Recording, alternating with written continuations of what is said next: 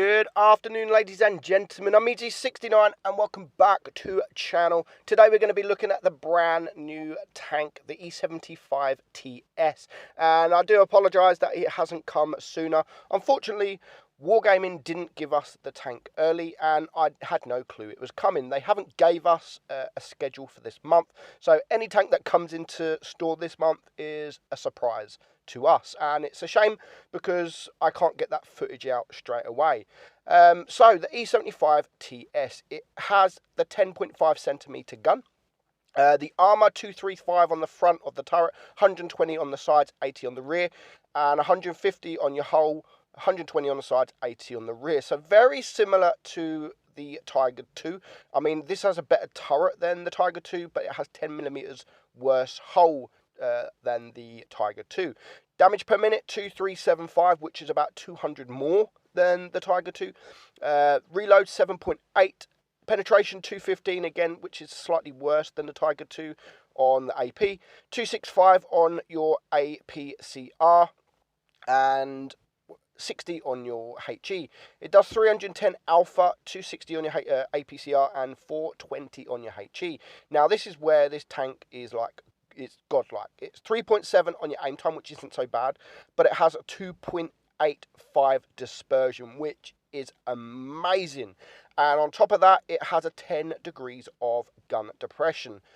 Very nice indeed. Now, I bought the tank.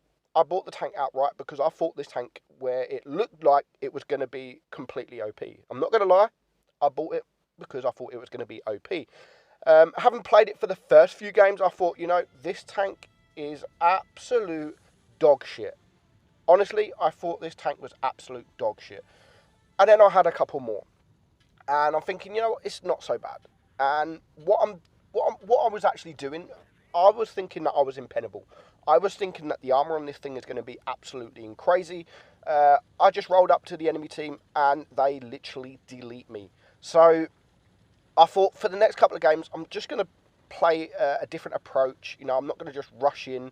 I wanted really to see what the armor was capable of. And the armor is not really capable of bouncing that much, especially when you roll up into the enemies. Now, I was getting penned by tier 7s, mediums, tier 8 mediums, light tanks, no problem whatsoever. Tanks with not much armor. So I decided to go just for a little bit of a different approach and not be so aggressive. I mean, it has 10 degrees of gun depression, and if you can use that gun depression, then that is when you can start bouncing on your turret. Other than that, people are just going to shoot your bottom plate, your upper plate, no problem whatsoever, and they are going to penetrate it. So if you're hold down, that is when you are going to be able to penetrate. Now, the Tiger 2 is, since it's been buffed, it has been really good. I mean, you could just roll up in that thing, where this, it just seems like you can't because of that bottom plate. Is everyone just penetrates it. So £43, £43 if you buy the tank by itself, or £48 if you get it with the camouflage, the legendary camouflage. I don't think it's worth that, to be honest, and definitely not worth £48. I bought it for £43. I would say £30. £30 that this tank is probably worth. It at the moment, it just doesn't seem like wow. It hasn't got that wow factor, but I do think that the more games I play in it, the more I will actually enjoy it. So I can't give a solid yes or no answer if it's worth buying. I mean, well, at the moment, I'm going to say it's not worth buying because it's £43 for a tier 8 tank. But I'm trying to justify, like, is it a good tank? No tank is really worth £48, £43 in tier 8. But we're just talking about the tank. I don't want to really talk about the price because we know Wargaming, when new tanks come in, they are all overpriced. And they do that for a reason, because it's for the people that want to collect tanks and the rarity of the tank. And obviously the next time it comes, it will probably be a lot cheaper. Maybe that £30 that I think it's worth. But the more I play it, the more I think I will enjoy the tank. As I've said, I'm just trying to get to grips on how to play the tank, how I should play the tank. And the first few games, literally, I got wrecked. And so it definitely isn't a go straight forward on your button and don't stop kind of tank. It is a ridgeline tank. I mean, it has a nice 10 degrees of gun depression. And I mean, the best thing about this tank, I think, is the accuracy. And I thought the accuracy seemed really, really good. And we're going to have just like, I think it's like one shot on this game. And I just thought, wow, that's actually really good accuracy. I know it's German, but I think that's really good. So I did go and check out the accuracy after, and I was actually amazed to see it at 0.28. I think that's very, very good. So if you can use that accuracy, the gun depression, and ridgelines to your advantage, you will do well in this tank, and you'll be very surprised on how well you actually do. As I've said, the turret is very strong. Your hull not so much. And here's this shot I was saying. Look, just how the hell did that hit? But it hit, and that is what made me think, like, wow.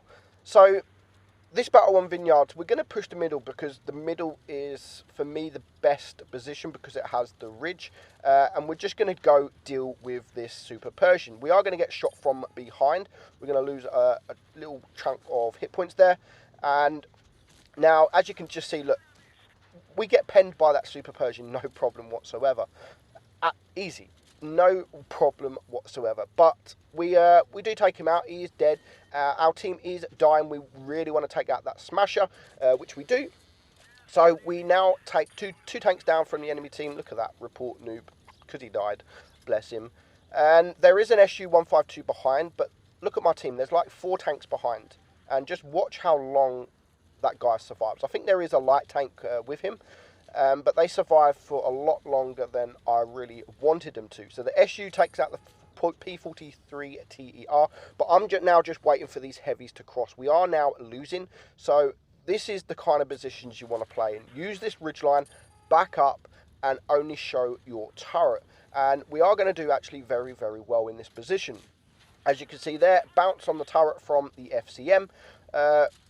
The FCM is there. You've got 2 heavies, the VK, the Tiger P, and there is an LTTB. Now it's 3 versus 5. So I really want to take care of that LTTB because we haven't got a lot of side armor or rear armor, and that tank is a very fast tank. So we really needed to take care of him. So now the SU-152 is gone, and again, using these ridgelines, we get a bounce from the Tiger P, and now there is an FCM. So when you do expose your hull and you are trying to side scrape, you are vulnerable and you will get shot and you will get penned. And that's an FCM, and he penned us from that distance, no problem whatsoever.